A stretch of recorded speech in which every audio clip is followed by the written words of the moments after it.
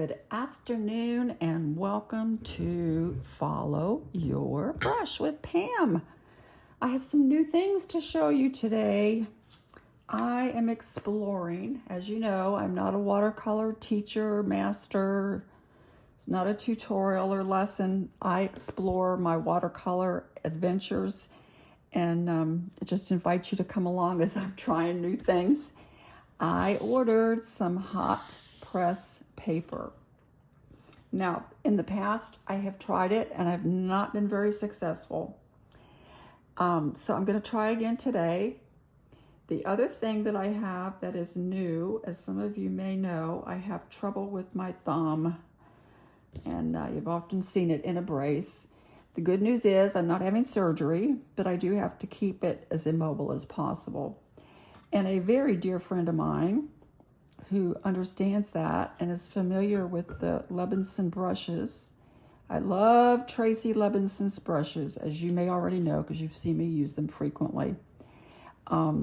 They gifted me with this brush that is made specifically for people with hand difficulties or arthritis. And as you can see, my thumb just kind of sits right there and it stays in one position. So I don't have to be moving it around. And there's another spot here where my finger fits. The brush is the same as his other bamboo ones, which I also adore. They have a beautiful tip. I particularly like this length, but they always have this beautiful tip. This is a goat hair synthetic blend. And these are my go-to brushes and have been all through when I first started watercolor, because I'd had surgery on this hand for 3 times. So I've been using Tracy's brushes for a long time, but this one in particular is going to be a super help. I have my paper. This is my hot press paper, which I'm exploring today. I've done a couple things already, just playing on my own. I've got it taped down the middle because we're going to do kind of like a wet on wet and then wet on dry and just kind of see what it does. And also maybe a little bit of ink work over here. But one thing I have learned about it is that the paint, because of the surface is smooth and not textured, the paint wants to kind of sit on the top. So we're going to do some wet on dry here for a minute on this side. And you see how it just, actually I'm thinking that I like this. I'm gonna do some water here.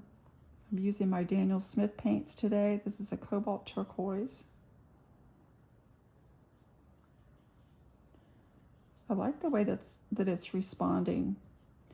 And I do know from playing earlier that dries out quickly and you need a lot of water.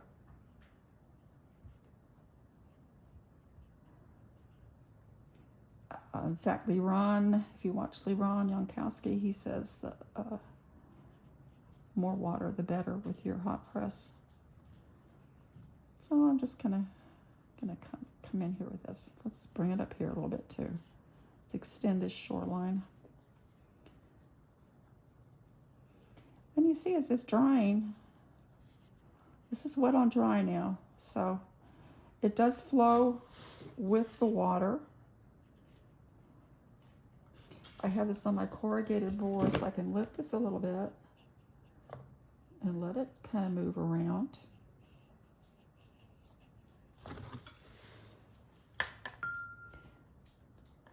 Let's go over here to this side. Since I just did this wet on dry, let me come in here and I just dropped a lot of water on here. I'm just keeping it in this one section. Sorry about that. My cat just jumped up because he wants to see what's going on. So now we've got some water here. When I worked earlier, I actually wet the paper onto my corrugated board on the back before I put it on the paper, and it kind of sucked it onto the corrugated board, which was kind of nice. I'm going to use the same color. It's obviously pretty wet. And let's just drop this in here and watch it flow. Now that, you know, I love that. I am a pigment drip dropper. And I really like what that's doing. Let's see what it does if I hold it up a little bit and let it just flow like maybe we're at the beach. Oof. Got some down here too.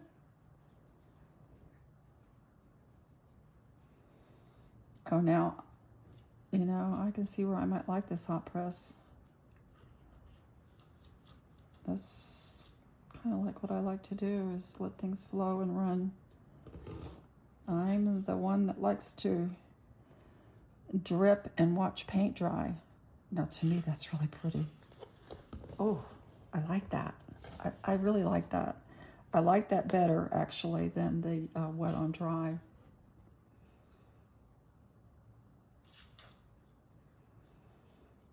Wow. To me, that's pretty. And I've got some tape here, so here's my wet on dry, and it's, well, the paint itself is still damp. If it feels cool to the back of your hand, it's still wet. And I did not wet this part, so let me come back in. Let me do like, try to do a little beach down here, wet on dry. I'm gonna come in with some transparent red iron oxide for my beach.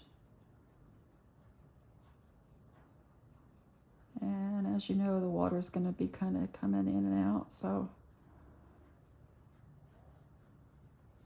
my beach is going to be kind of in and out as well. I'm using the side of my brush now, kind of like a dry brush technique almost, just to give it a different texture.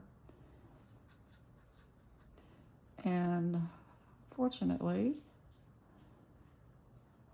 with this brush, my thumb is a happy camper. Oops, I don't know what that was. I think it was one of my cats. Let me come up and do some sky up in here. I'm gonna let the water dry. And in this one, I'm gonna just continue to let that run and go. And then I'll come back. Let me try some, let's do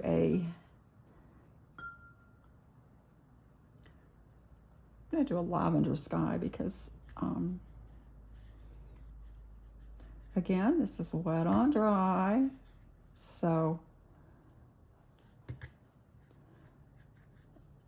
it's sitting on the top, just kind of moving around as I move my brush with the water.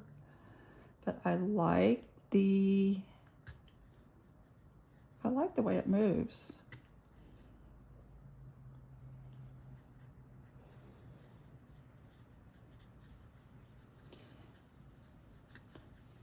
And then it looks like it's actually going to kind of give me a cloudy appearance up in here. This is lavender. It's a little bit opaque. This is not wash, this is watercolor, Daniel Smith watercolor. But the lavender is a little opaque. I like that. I do want to kind of give it more of a horizon line here, but I'm going to come back over to this one for a minute, and let's give this one a sky. Now this one, you can see the cobalt turquoise. I'll get a glare off of it. It has a bit of a granulation in it. You see that? So if it were on my cold press paper, that would kind of sink down into the texture. This is kind of sitting on the top. So I'm not sure how I feel about that, but as it dries, you know, I can probably come back and do something else.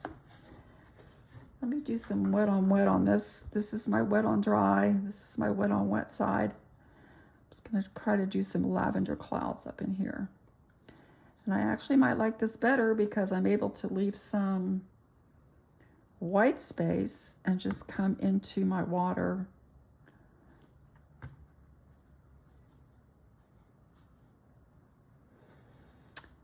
And, you know, by leaving white space in your watercolor. It's Jean Haynes, if you ever watched Jean Haynes.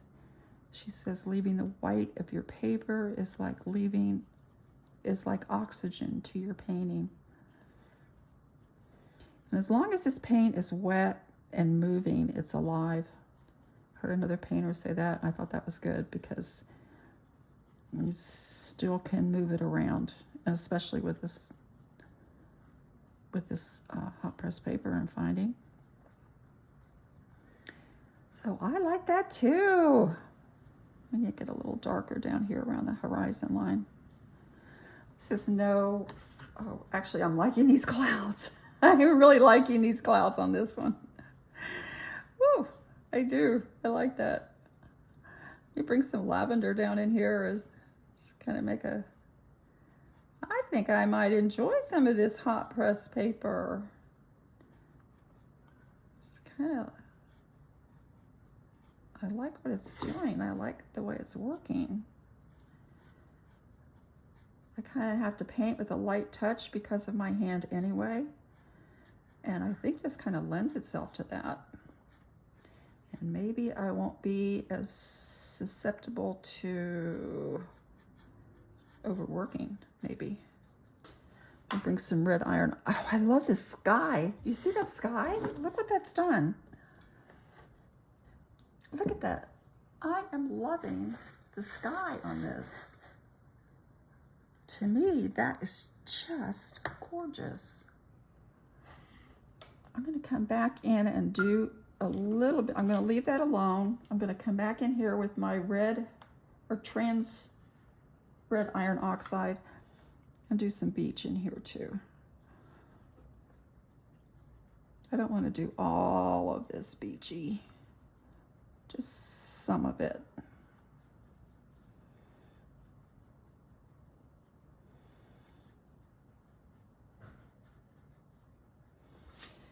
Okay, well, you know what? It is really, I'm enjoying this. Put some horizon line over here maybe with my trans red iron oxide and bring that in, just a hint of a horizon. This side, which was the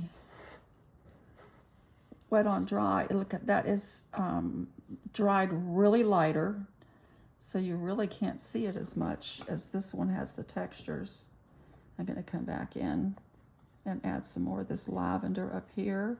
Now you do know if you use a lavender instead of blue when you're doing your sky, you can add in some other colors without getting your green, you know, like blue and yellow, like green.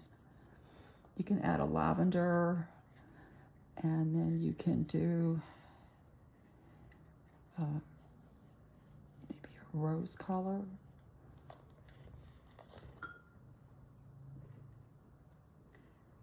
Let me do a little bit more lavender here. I like this. I like the way this moves around.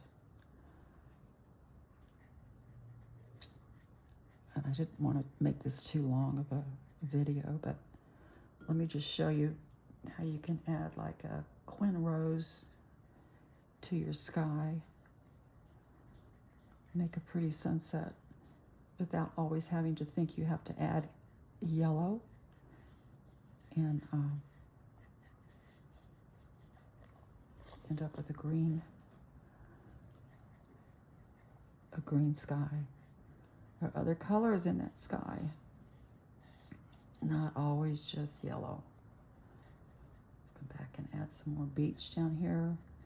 Well, I'm having fun with this, and if you have used hot press and you have a favorite way to use it, I know it also works well with ink. I was going to do that, but that's going to make this too long, so I'm going to skip that. But I like the way these colors have blended here, and look how this is kind of running down here, making my beach. Okay, well, that's my first day of actually spending time with my hot press paper and my new brush from Tracy. I'll put the link below. This is one of his more expensive brushes, but he does have some, such as this that have the same fabric and the lightweight bamboo handle that are not as expensive in this. This one, the friend that sent it to me had an understanding that I was having trouble with my hand, and an expensive brush that helps to hold my thumb stable costs a lot less than surgery, and I can still paint. So for that, I am very grateful. I'm going to let this dry and run. And thank you for watching. And if you have any suggestions or tips on how you enjoy your hot press paper, let me know. Let me come back out a little bit so you can see it without a glare. I really love the sky and what it did. And I like the Quinn Rose added into this one. So, and it's still running and dripping. So we might get some different results as it dries. Thank you so much for following and subscribing and liking and all those things that we do on Facebook and YouTube. You can also follow me on Facebook. I have a private group over there also called Follow Your Brush. So I'll see you over there. If you'd like to join, you can put in a request. Thank you, and see you soon. Bye.